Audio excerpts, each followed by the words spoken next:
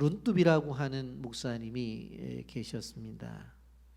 자신의 조국인 덴마크가 패전으로 인해서 국토는 줄어들고 민심이 피폐해지게 되어질 때에 이 나라의 운명이 등불 같은 그 현장 속에서 국민들의 정신을 깨우쳐야 되겠다, 그렇게 생각을 하고 그들을 향해서 바로 3회 운동을 펼치게 되어집니다. 3회 운동이라고 하는 것은 첫째로 하나님을 사랑하는 것이고, 두 번째로는 땅을 사랑하는 것이고, 세 번째로는 사람을 사랑하는 것입니다. 하늘 사랑은 말 그대로 하나님 사랑하는 겁니다. 그리고 땅 사랑이라고 하는 것은 이 전쟁으로 인해서 피폐해진 이 땅, 이 덴마크라고 하는 이 땅을 재건해야 된다고 하는 분명한 목표 속에 땅을 사랑하자 그랬고, 사람 사랑은 전쟁 속에서 서로 미움과 질투도 있었고 아픔도 있었는데 그 동포를 사랑하자, 이웃 사랑을 하자 하는 이 주장을 가지고 바로 끊임없이 설교를 했습니다. 많은 백성들이 설교를 듣고 은혜를 받고 이 3회 운동을 어떻게 실천해야 될 것인가 라고 하는 생각을 가지게 되었는데, 그 가운데서 달가스라고 하는 한 사람이 큰 도전을 받습니다. 그래서 그룬비 목사님의 설교를 듣고서 이 땅을 사랑하다, 그래서 그는 그 땅을 사랑한다는 생각을 가지고 나무를 심기 시작했습니다. 실질적으로 그 북녘 황무지에 나무를 심어서 나무를 키운다는 것은 쉽지 않았습니다. 심을 때마다 차가운 북풍과 함께 토박한 땅, 그 땅에서 나무는 말라 죽었습니다. 그러나 무려 그는 이 조림사업을 13년 동안 투자하는 가운데서 결국은 270만 평의 숲을 이루는데 성공을 하게 되어집니다.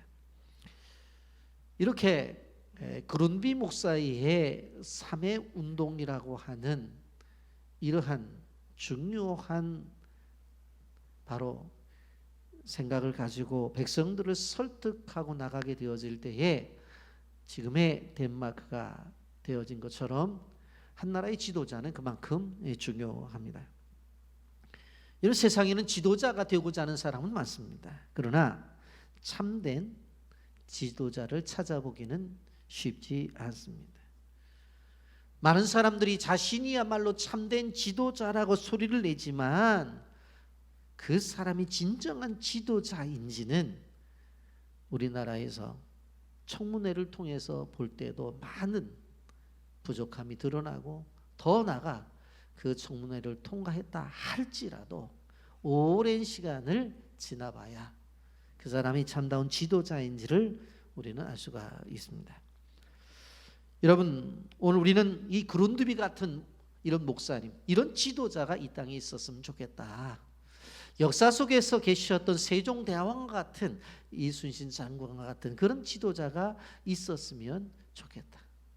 그래서 얼마나 우리나라 사람들이 이 두 분을 지도자로 생각하면 광화문 강당에 딱 이 두 분, 이순신 장군하고 세종대왕이 딱 지금도 계시지 않나요?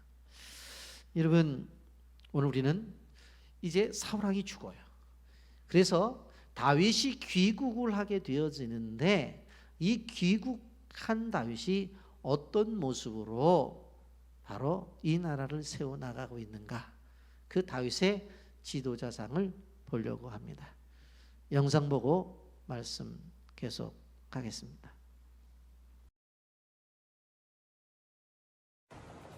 고등학생 때부터 비행운전을 시작한 40년가량의 베테랑 파일럿 설리. 설리는 여느 때와 다름없이 부조종사 제프와 함께 운행 준비를 합니다. 그래도 155명을 태우고 샬롯으로 향하는 평범한 비행기였죠. 그렇게 수십만 번을 했던 체크와 준비를 모두 마치고 비행기는 출발을 하게 됩니다. 설리와 제프는 평소와 같이 가벼운 담소를 나누며 운전을 계속했습니다. 난 그때 갑작스럽게 새떼와 마주치게 되고 결국 버드 스트라이크가 발생합니다. 이로 인해 양쪽 엔진이 모두 파괴되고 기체도 불안정한 상황. 승객들은 예상치 못한 상황에 매우 혼란스러워집니다. 하지만 베테랑 파일럿이었던 설리와 제프는 침착하게 상황에 대처했습니다. 상황은 많이 악화되었고 이대로 항해한다면 건물에 불이 칠 수도 있는 상황. 더 이상 지체할 수 없었던 설리는 그동안의 경험을 발휘해 허드슨 강에 비상 착륙하기로 결심합니다.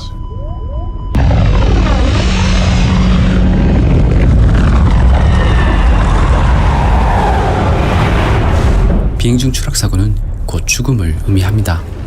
강물이 어느 정도 충격을 흡수해주겠지만 진입 각도나 좌우 균형이 맞지 않을 경우 기체는 곧바로 두동강이 날 수도 있는 상황이었죠.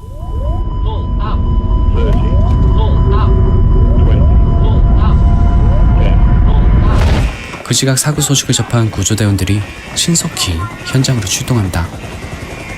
주변을 운행하던 선박들도 급히 항로를 돌려 추락 현장으로 달려갑니다. 설리 기장의 말이 떨어지자 신속히 탈출하는 승객들. 무사히 착륙에 성공했지만 빨리 구조가 이루어지지 않을 경우 추운 날씨 속 2차 사고가 발생할 수도 있는 급박한 상황이었죠. 기장과 승무원 그리고 부기장은 승객들을 안심시키며 그들의 탈출을 책임집니다. 승객들 또한 서로를 도우며 높은 시민의식을 보여주죠. 설리 기장은 기체가 반쯤 가라앉은 상황에서도 혹여라도 남은 승객이 있을까 끝까지 남아 기내를 확인합니다. 1분이 1시간처럼 느껴지던 시간, 사람들을 구조할 선박과 구조대원들이 속속히 도착합니다.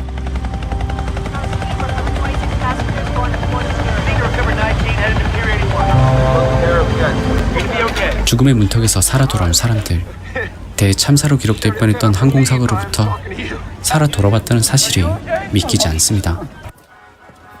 하지만 설리는 자신이 구하지 못한 승객이 있을까봐 마음은 놓을 수 없었고 시간 후 생존자 소식을 듣게 됩니다. 승무원을 포함한 탑승자 155명 중 생존자 155명. 는 전례 없는 사건이었고 시민들도 그를 영웅으로 생각하여 이 사건을 허드슨 강의 기적이라고 불렀죠. 며칠 후 사고 관련 청문회가 열립니다. 강으로 비상 착륙을 한 것이 최선이었는지 안전하게 공항으로 회항할 방법은 없었는지가 핵심 쟁점이었죠. 사실 확인을 위해 당시를 그대로 재현한 비행 시뮬레이션이 위성으로 중계되고 혹여나 회항을 했더라면 정말 끔찍한 상황이 발생했을 것이라는 사실이 확인됩니다. 또한 처음 공개되는 조종실 음성 기록을 통해 얼마나 그들이 사고에 잘 대처했는지가 확인됩니다.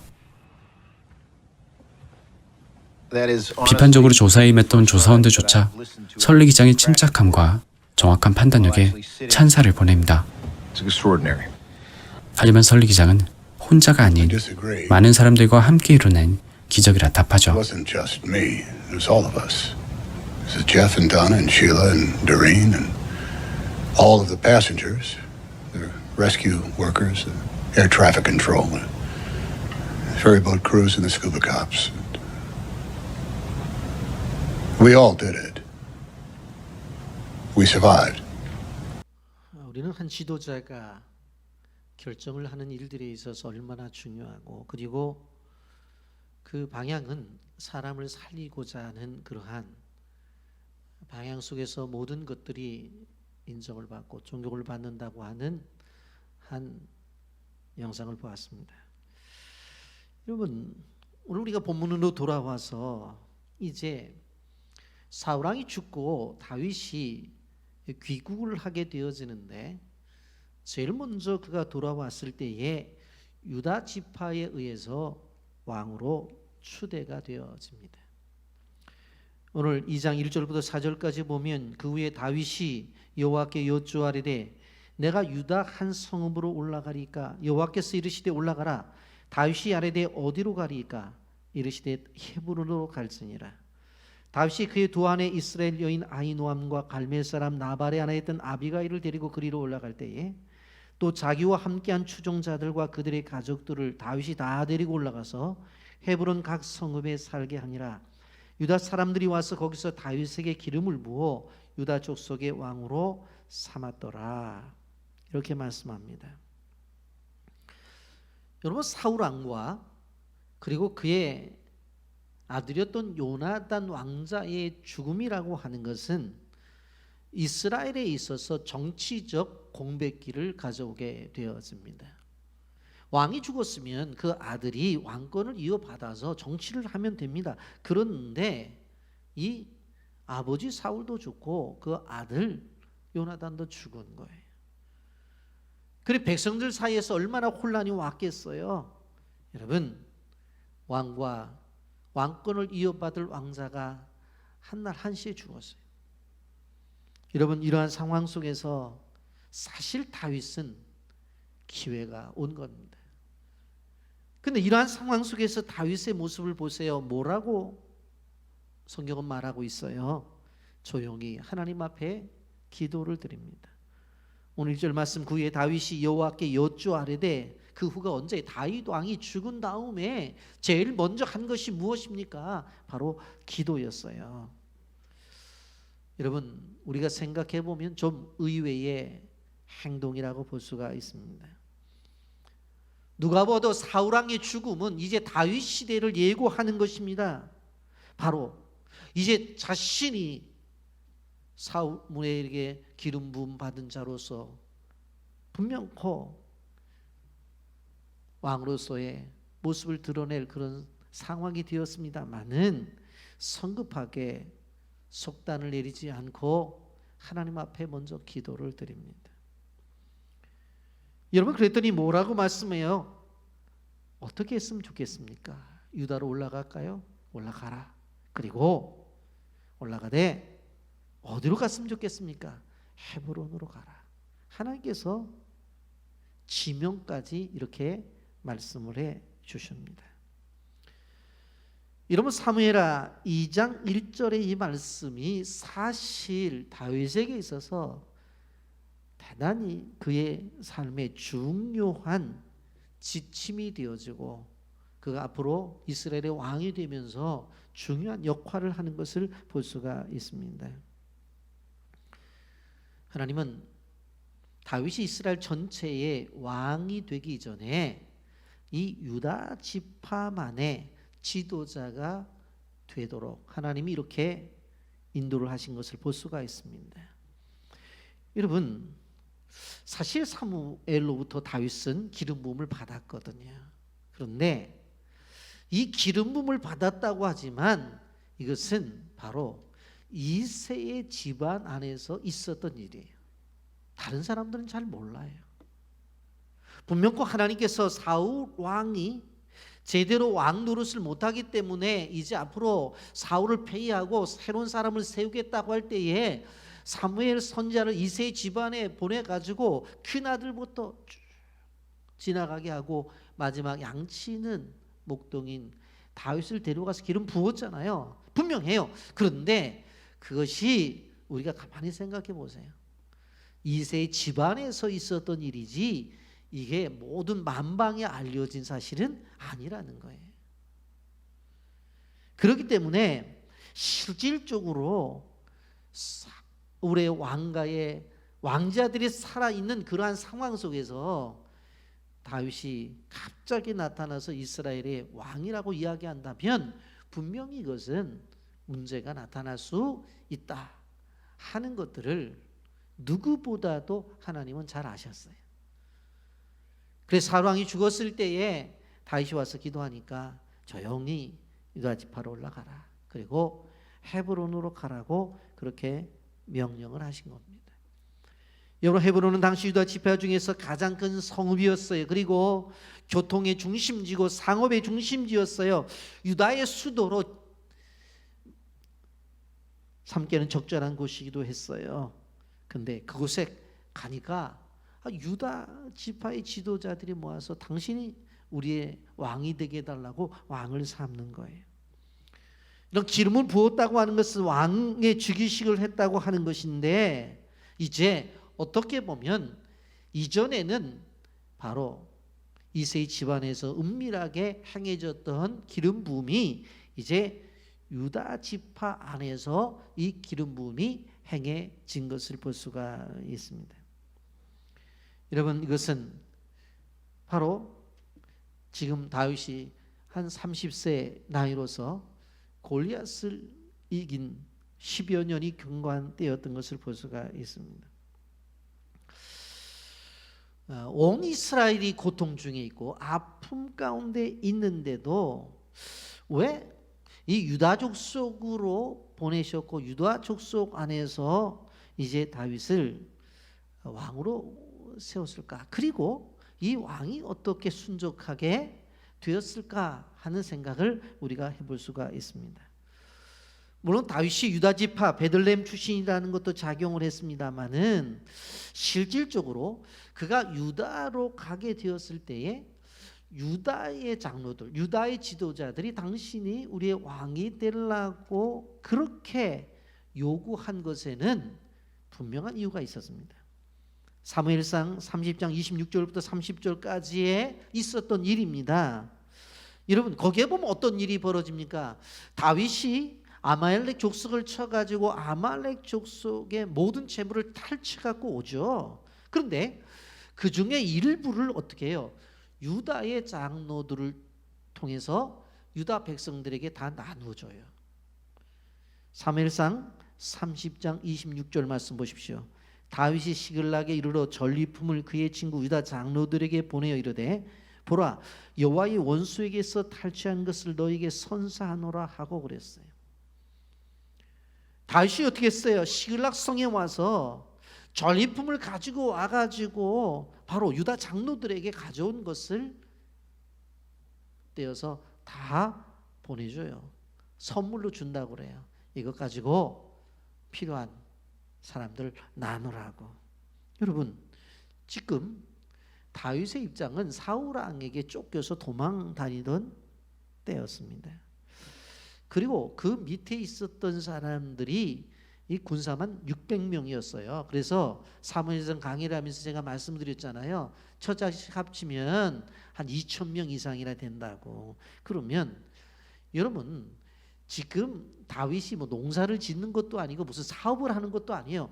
그 사람들을 데리고 다니면서 사실 어떻게 보면 먹여 살려야 되는 입장 속에서 우리식으로 말하면 한 푼이 새로워요. 근데 그것을 가지고 와서 어떻게 해요? 그 중에 일부를 유다의 장로들을 통해서 백성들에게 나눠 준 거예요. 이미 다윗은 어려웠을 때에 남들을 배려하는 마음과 베푸는 마음이 있었어요. 자, 그렇게 했는데 이제 돌아온 것이 뭐냐면 다윗이 유대로 돌아오게 되니까 유대에 있던 장로들이 뭐라고 말을 해요? 당신이 우리의 왕이 되어달라, 지도자가 되어달라, 이렇게 요청을 하는 것입니다. 이런 생각을 해보게 되어지면 실질적으로 베푼 건 뭐예요? 가지고 온 것, 그거 나눈 거예요. 물건도 나누고 음식도 나누고 그렇게 나누었죠. 그런데 실질적으로 그에게 돌아온 것은 무엇인고 하면 물질과 물건과 음식을 나눴는데 돌아온 것은 왕권이 돌아왔어요. 왕위가 돌아왔다고요. 여러분, 우리는 꼭 기억해야 되는 것입니다. 여러분, 그런 차에 이제 사울이 죽게 되어지고 다윗이 헤브론에 돌아오게 되어지니까 이 장로들이 당신이야말로 우리의 지도자가 되어야 된다. 그래서 지도자를 삼게 된 것입니다. 이런 전도서 11장 1절과 2절 말씀을 보십시오. 너는 내 떡을 무리에 던져라. 여러 날 후에 도로 찾으리라. 7에게나 8에게나 나눠줄지어다. 무슨 재앙이 땅에 임하는지 내가 알지 못함이라. 이렇게 말씀합니다. 여러분, 지금 물이 흐르고 있어요. 근데 흐르는 물에 떡을 던지래요. 그러면 이 떡이 어떻게 돼요? 흘러가잖아요. 우리가 이론적으로 생각해 보면 절대로 이건 돌아오지 않아요. 그렇잖아요. 흐르는 물 위에다가 떡을 던지라고 흘러가겠지. 그런데 성경은 도로 찾는다고 말씀하고 있어요. 나눠줄 때 7에게나 8에게나 보다 많은 사람들에게 나눠줘라. 나중에 어떠한 재앙이 임할지 모른다. 그렇게 이야기를 하고 있는 것을 볼 수가 있습니다. 여러분, 이게 도대체 이게 무슨 말씀인가? 우리가 다윗은 이 말씀을 알았던 거예요. 그래서 자기에게 주어진 것들을 어떻게 했어요? 자기 인생의 물에 던져버렸다고요. 그랬더니 이게 흘러가서 없어지는 게 아니라 결국은 자기에게 왕권이 되어서 왕위가 돼서 돌아온 거예요. 자기가 가지고 있는 것을 7에게나 8에게나 나눠주라고 했잖아요. 그래서 나눠줬다고. 그랬더니 나중에 자신이 지도자로 인정을 받아서 세움을 받는 데까지 간 것을 볼 수가 있습니다. 여러분, 우리가 꼭 알아야 될 것이 뭐냐면 부자가 되어야지만 남을 도울 수 있는 것이 아닙니다. 여러분, 가난하고 약할 때 도울 줄 아는 사람이 진정한 도움을 줄 수 있는 사람이에요. 그리고 더 나아가서 이제 나중에 그것이 바로 그 사람의 부유함으로 돌아올 수 있다고 하는 것이 성경에서 가르쳐준 진리라고 하는 것을 볼 수가 있습니다. 우리가 생각해 봅니다. 요즘 살기 참 어렵잖아요. 이 어려운 상황 속에서 성도가 이웃을 구제해요. 교회가 선한 사업의 계획을 해서 이웃에게 물질을 사용해요. 세상의 사람들이 바라볼 때는 돈을 내버리는 것처럼 보일지 몰라요. 흐르는 물에 던져버리는 것처럼 보일지 몰라요. 그런데 성경 뭐라고 말해요? 분명히 여러 날 후에 도로 찾을 것이라고 말씀하고 있는 것을 볼 수가 있습니다. 여러분, 항상 우린 그런 생각을 해요. 무엇을 베풀고 나누라고 이야기하니까 뭐 형편이 되어야지. 절대로 그런 얘기하면 안 돼요. 형편이 남을 돕고 형편이 남을 섬기는 게 아니라고 하는 거예요. 여러 날 후에 도로 찾게 하실 것이라는 것을 믿고 베풀고 나누는 그러한 성도와의 교회는 바로 미래를 위해서 투자하고 미래를 위해서 믿음으로 행하는 교회라는 사실을 알아야 되고, 이것이야말로 확실한 투자라고 하는 것을 우리는 기억해야 되는 것입니다. 저는 우리 교회가 부자 교회라고 생각을 해요. 제가 담임 목사잖아요. 그런데 우리 교회 생각하면 진짜 우리 교회 부자 교회다. 그러면 우리 교회 안에서 부자 성도가 있어서 부자 교회라고 말을 하고, 교회 재정 통장에 돈이 많아서 내가 우리 교회를 부자 교회라고 말하느냐? 그렇지 않아요. 그렇지 않음에도 불구하고 우리 교회는 끊임없이 베풀고 나누는 일에 실천하고 있어요. 그것이 우리 주변에 어려운 사람들뿐만 아니라 실질적으로 열방까지 나누고 있는 것을 볼 수가 있습니다. 그런데 이렇게 행함에 있어서 우리가 믿는 것은 무엇인가 하면 분명히 어느 순간이 되면 하나님이 다 갚아줄 것을 믿기 때문에 그런 거예요. 우리가 살아가는 세상 속에서 하나님이 안 갚아주시면 지금 자라나고 있는 우리 교회 학교 아이들 세대라도 갚아주시겠지. 그런 믿음이 저는 분명히 있어요. 채워주실 줄을 믿는 거예요. 왜? 성경이 그렇게 말하니까. 그렇기 때문에 우리도 끊임없이 어떻게 해야 돼요? 흘러가는 인생의 물 위에 어떻게 해요? 우리가 가진 것을 던져야 돼요. 그리고 내가 가진 것을 어떻게 해야 돼요? 예? 7에게나 8에게나 보다 많은 사람들에게 나누고 베풀어야 돼. 그것이 지식이 되었든 그것이 물질이 되었든 내가 가지고 있는 은사가 되었든 무엇이든지 간에 나누게 되어지는 것, 그것이 우리에게 중요해요. 이렇게 다윗이 했기 때문에 다윗이 고향 땅으로 돌아왔을 때에 어떤 일이 벌어졌어요? 그 유대의 지도자들이 당신 우리의 왕이 되어달라고 요청을 한 거예요. 두 번째로, 돌아와서 길르앗 야베스 족속을 선대한 것을 볼 수가 있어요. 여러분 4절 하반절부터 7절까지 보면 어떤 사람이 다윗에게 말하 이르되 사울을 장사한 사람은 길르앗 야베스 사람들이다 하며 다윗이 길르앗 야베스 사람들에게 전령을 보내어 그들에게 이르되 너희가 너희 주 사울에게 이처럼 은혜를 베풀어 그를 장사하였으니 여호와께 복을 받을지어다. 너희가 일을 하였으니 이제 여호와께서 은혜와 진리로 너희에게 베푸시기를 원하노라. 나도 이 선한 일을 너희에게 갚으리니 이제 너희는 손을 강하게 하고 담대해야 할지어다. 너희 주 사울이 죽었고 또 유다 족속이 내게 기름을 부어 그들의 왕으로 삼았음이라 하니라. 아멘. 무슨 이야기입니까? 이제 다윗이 왕이 되었어요. 그런데 어떤 사람이 와서 뭐라고 말하냐면 사울 왕이 죽었잖아요. 그래 죽었지. 그랬는데 그 장사를 거창하게 누가 한 줄 아세요? 그 누가 했는데 길르앗 야베스 사람들이 그 장사를 치렀습니다. 그렇게 이야기를 하는 것입니다. 사실 길르앗 야베스 사람들은 어떤 생각을 가졌냐면은 이제 다윗이 왕이 되었다는 이야기를 듣고 두려운 생각이 든 거예요. 야, 이제 큰일 났다. 큰일 났다. 왜 그래요? 실질적으로 사울이 살아생전에서 끊임없이 하려고 했던 것이 뭐예요? 다윗을 죽이려고 했잖아요. 그러면 다윗 입장 속에서 자기를 죽이려고 했던 사람이 전쟁에 나가서 죽었어요.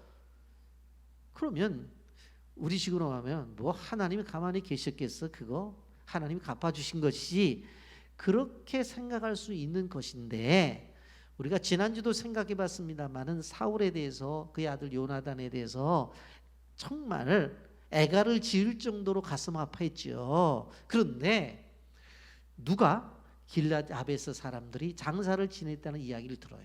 우리가 알다시피 사무엘상 말씀을 들으면서 그 마지막 부분에 들었잖아요. 목이 잘리고 온몸이 어떻게 되었어요? 성벽에 이렇게 지나가는 사람들이 모두 보게끔 하려고 벽에다가 붙여놨는데, 이 길르앗 야베스 사람들이 어떻게 해요? 몰래 밤에 목숨을 내걸고 가서 그 시신을 갖다가 장례를 치르면서 7일 동안 애곡을 하면서 거대한 장례식을 치르잖아요. 그러잖아요. 그 길르앗 야베스 사람들이 그렇게 일을 행했는데 그 사실을 누가 정확하게 알게 되어 다윗이 알게 되는 거예요. 그런데 이 사실을 이제 다윗에게 알려줬다고 생각하니까 길르앗 야베스 사람들이 두려운 거예요. 야, 이거 큰일 났구나. 사실 다윗의 원수였던 사울 왕의 죽음을 우리가 이렇게 장례를 치렀으니까 다윗이 너희들 어떻게 그럴 수가 있냐고 해서 우리를 해한다고 한다면 우리는 꼼짝없이 당할 거야, 그렇게 생각을 하며 불안해하고 있었어요. 그런데 다윗은 정반대의 모습이 보여져요. 5절 말씀에 보면 너희가 너희 주 사울에게 이처럼 은혜를 베풀어 그를 장사했으니 여호와께 복을 받을지어다. 오히려 복을 빌어주고 있는 것을 볼 수가 있습니다. 그러면서 뭐라고 말해요? 너의 주 사울에게 이처럼 은혜를 베풀어.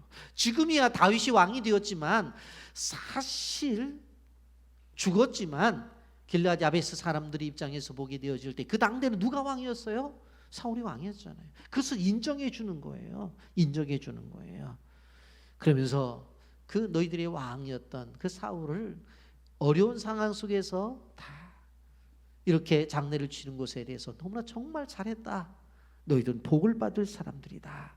그렇게 말하면서 그들의 행동에 대해서 뭐라고 말했냐면 은혜와 진리로 그들에게 베풀어 주기를 원한다는 축복의 메시지를 전하는 것을 볼 수가 있습니다. 그럼 진리라고 하는 것은 뭐냐면 약속하신 것을 진실함으로 지킨다는 의미가 있어요.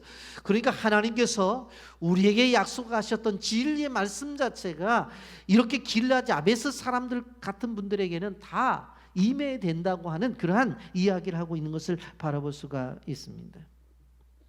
그러면서 분명히 뭐라고 말을 해요? 내가 이곳에 유대 땅으로 왔잖아. 그랬더니 유대 족속이 내게 기름을 부어 왕으로 삼았잖아. 그러니까 너희들이 사울 왕에게 이렇게 충성했던 것처럼 나에게도 좀 충성을 해 줬으면 좋겠다 하는 의도가 있는 것을 바라볼 수가 있습니다. 여러분, 길르앗 사람들 입장 속에서 생각을 해보세요.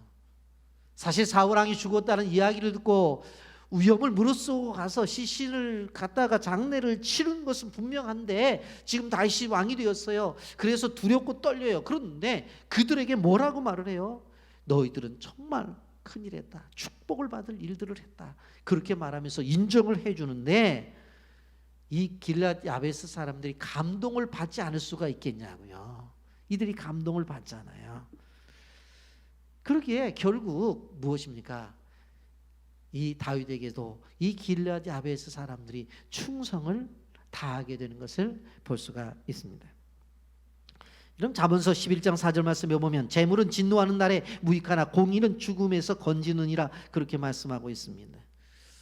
여러분, 소위 주먹으로 다투는 세계 속에서도 의리로 산다고 그렇게 말을 하잖아요.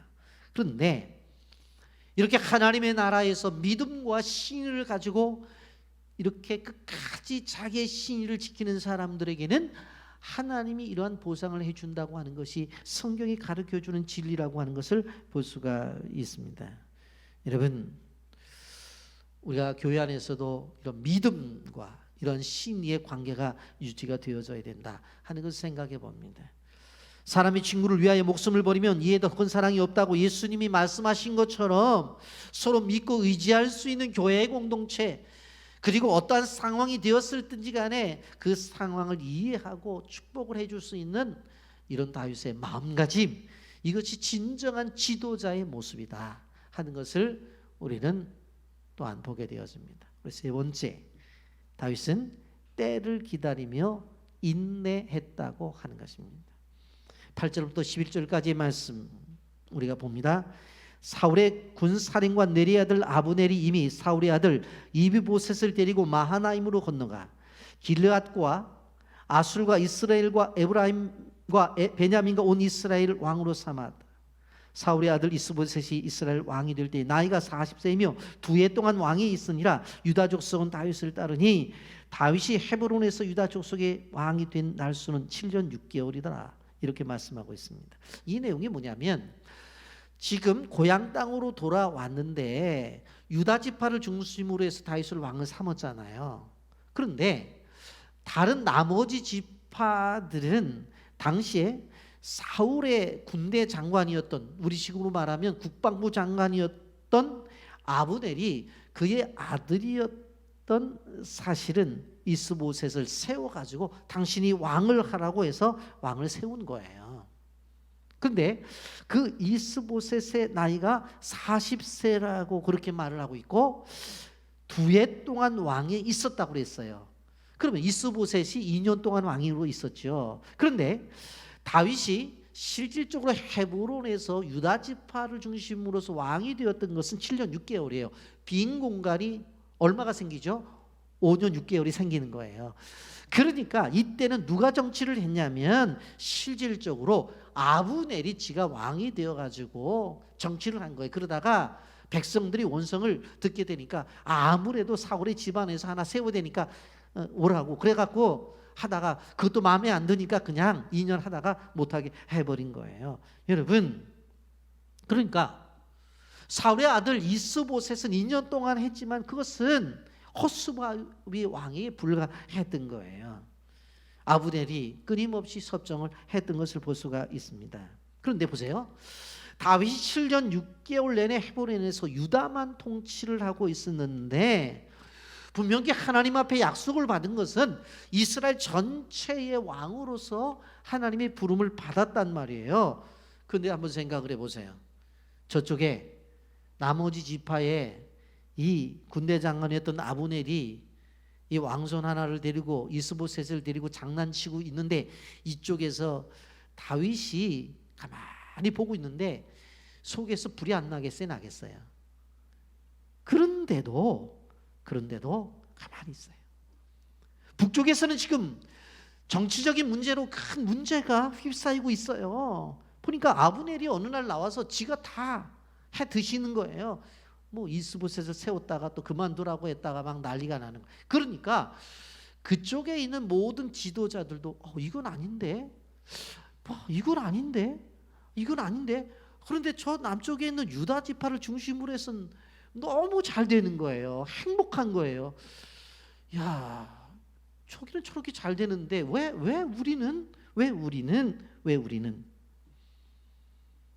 분위기를 아시겠죠?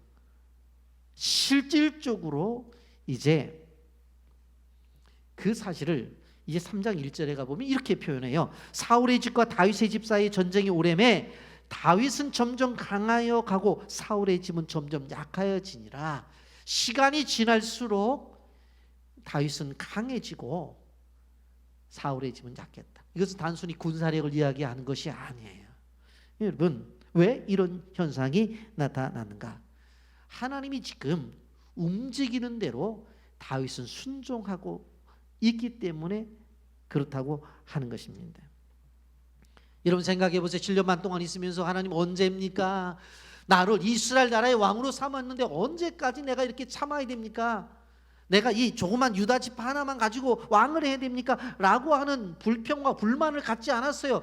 조용히 하면서 인내하면서 하나님의 뜻을 기다렸어요. 통일 왕국의 왕이 되기 위해서는 그 나라의 모든 백성과 지도자들의 인심을 얻어야 되잖아요. 그 민심을 얻는데 시간이 필요했던 거예요. 여러분, 시편 37편 7절에 이렇게 말합니다.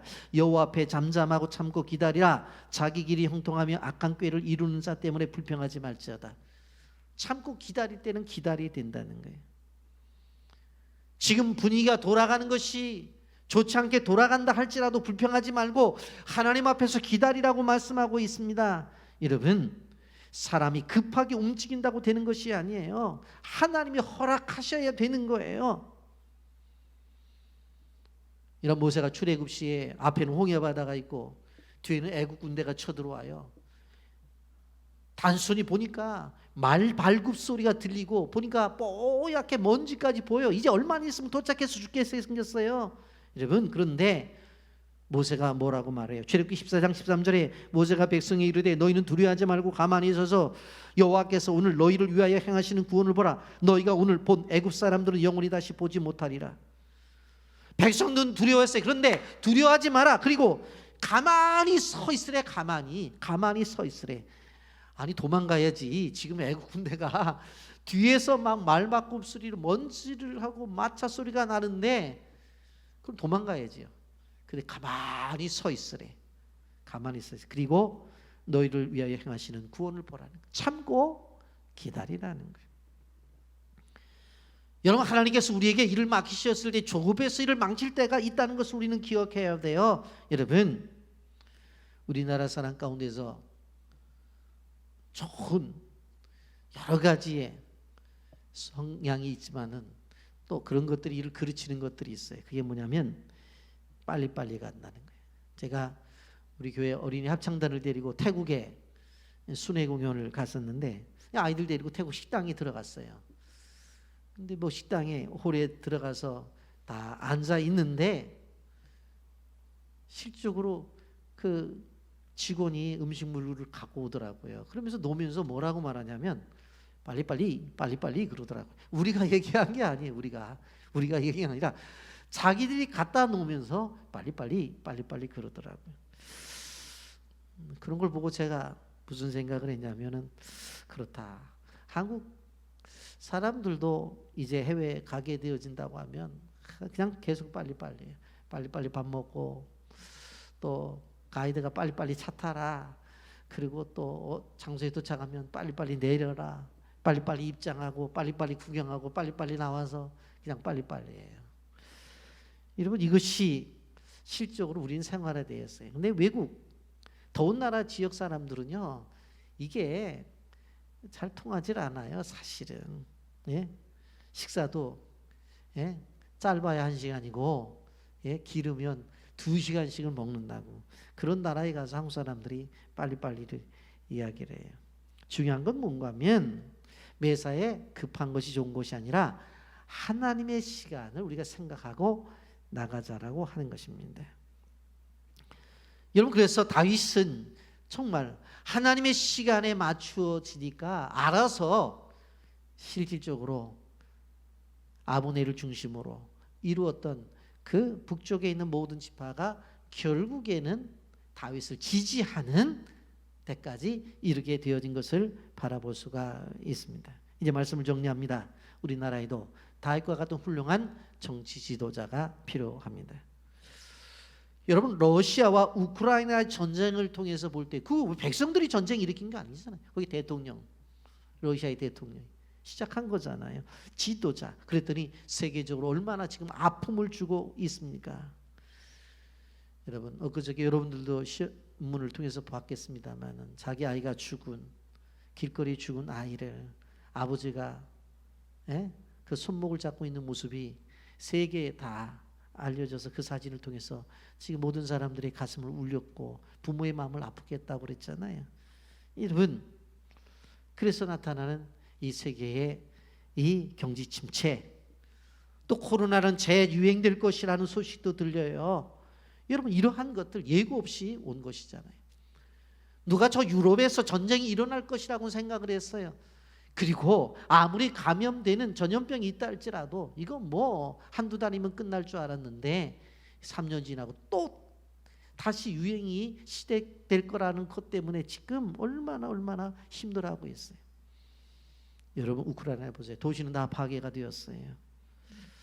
여러분, 그런 것을 보면서 우리는 무슨 생각을 해야 되냐면 한 나라의 모습이 아니라 이것이 우리가 사는 이 땅에서도 있을 수 있다고 하는 생각들을 가져봐야 되는 것입니다. 여러분, 이러한 시대 속에서 바로 나가려면 다윗과 같은 지도자가 필요해요. 바른 정치의 리더십과 지혜로운 리더십을 가지고 헤쳐나가는 사람이 필요한 거예요. 여러분, 우리나라는 지금 분열된 나라이면서도 이 나라 안에 정치적으로 보면 극단적으로 분열된 사고를 갖고 분열된 이데올로기를 갖고 살아가는 것을 바라볼 수가 있습니다. 여러분, 그렇기 때문에 끊임없이 다윗의 모습을 봐야 돼요. 어떤 일이 일어날 때에 형통한 것 같잖아요. 그래도 기도해야 돼요. 사울이 죽었어요. 그럼 왕 되면 돼요, 다윗이. 그럼에도 불구하고 기도하면서 하나님의 뜻을 쫓아가고 있어요.